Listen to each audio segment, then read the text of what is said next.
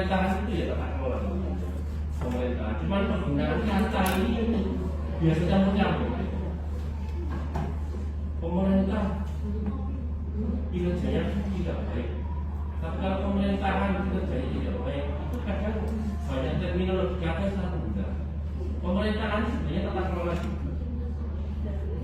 Dari pemerintahan sebenarnya tata kelola. Tapi bisa maknanya macam-macam. Tapi saya lebih suka pakai tata kelola, biar mudah untuk membedakan. Ya. Jadi sudah pernah tahu bagaimana sebelumnya? Sudah ya. Nah, governance ini bisa Anda gunakan buat riset. Kalau Anda riset misalnya, Pak saya mau riset Pak, paling sederhana apa? Yang mengukur di seberapa dia tata kelolanya memenuhi governance. Sudah, Anda tinggal mengukur dari apa? Seberapa kan dia sudah partisipasi, melakukan kata partisipatif dalam pengambilan keputusannya. Kalau belum, berarti ya belum governance-nya aja. Oh Pak, tapi yang lain sudah. Anda lihat dari seluruh variabel ini berapa variabel yang telah terpenuhi, berapa yang belum terpenuhi. Nah ini bisa jadi riset sederhana. Kalau Anda mau penelitian dari governance ini sudah sangat cukup. PVC masih ada nggak? Ada, tapi ya lumayan agak ketinggalan kalau pakai ini ya. Makanya para kita. Saya kalau kelas minat itu selalu pakai teori yang baru-baru, maksudnya nggak terlalu baru, tapi jarang digunakan ya. Ada namanya agile governance, kemudian adaptive governance, ada collaborative governance. Itu apa lagi Pak? Ya sama governance semua ya tata kelola. Tata kelola itu selalu nggak berhenti pada tata kelola yang baik saja, tapi ada tata kelola yang kolaboratif, tata kelola yang mampu adaptif, tata kelola yang tangkas. Nanti ada kan itu seminar ya, apalagi di kampus-kampus seperti Gajah Mada, UI itu ya sudah nggak bahas governance lagi, yang dibahas dynamic governance. Jadi tambahnya nanti dihubungkan sama VUCA, kemudian revolusi industri. Bisa ada, oh sangat bisa. Nanti juga saya jelaskan kenapa teman-teman. Good governance ini penting untuk diterapkan. Jadi nanti kita coba bahas dulu. Ya. Ada aturan hukum. Jadi bekerja itu dasarnya memang aturan. Tapi kalau Anda masih teman-teman, Anda kan mungkin yang sering ya main-main di kelurahan atau di desa atau di tingkatan paling rendah dari pemerintahan Anda lihat coba seolah-olah tidak ada aturan hukum. Jadi Anda saja tidak tahu mungkin, padahal hukum di Indonesia begitu ya. Seperti kemarin ada baru saja disahkan tentang RUKUHP.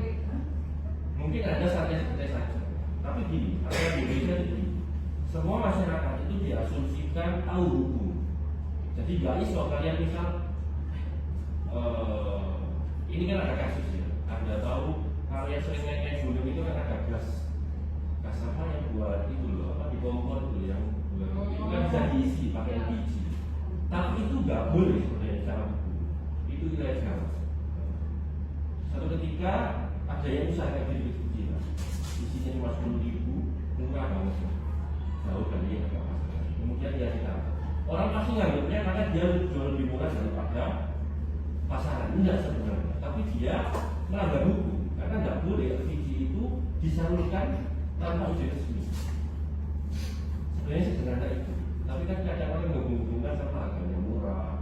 Enggak, karena berbahaya. Ya. LPG kalau kawan-kawan itu kan ya nanti bisa meledak gitu. Jadi memang apakah dia lupa nggak tahu lantas bisa lupa dari undang. Aturan Indonesia itu mengasumsikan semua orang itu tahu hukum. Nah, ya jadi masalah kalau kita nggak sama-sama nggak tahu pokoknya itu. Nah, transparansi daya tanggap lah. Ini mulai muncul namanya responsiveness. Ini biasanya ada responsivitas gitu ya, macam-macam. Jadi intinya pada daya tahan. Lupa kok gitu. Kalau Anda nanti teman-teman ya, sekarang itu mulai ada ada mungkin caranya melakukan pelayanan publik, mungkin selalu KTP atau mungkin pernah kehilangan atau apa. Itu Anda lihat bahwa seringkali sektor publik itu responnya itu nggak terlalu bagus. Nah, sekarang kita sudah mulai mencoba ke sana. Jadi mulai pada mencoba daya tanggap itu tinggi. Jadi ada orang berkeluh kesah itu ditangkap. Ya, jadi raja-raja lagi pemerintah desa itu. Tapi memang menjadi pelayan masyarakat. Kemudian berorientasi konsensus. Ini maksudnya gimana Pak? Konsensus itu kesepakatan. Jadi tidak serta-merta kemudian hierarki paling tinggi itu memberikan keputusan seenaknya sendiri. Enggak ya, kemudian berkeadilan, efektif dan efisien, kemudian akuntabilitas, bervisi strategi dan saling keterkaitan. Nah, nanti kita kan baru bicara tentang akuntabilitas.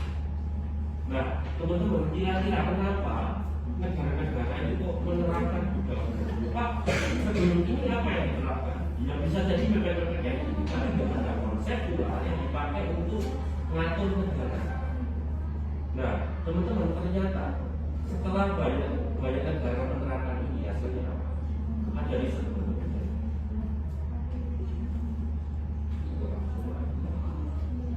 Nah,